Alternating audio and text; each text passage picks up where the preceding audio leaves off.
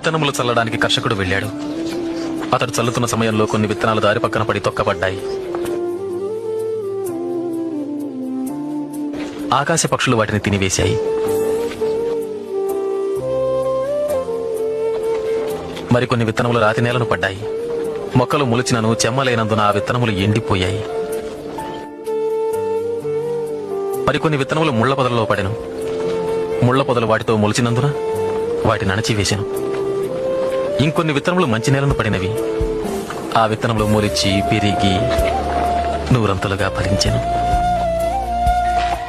విత్తనము దేవుని వాక్యం.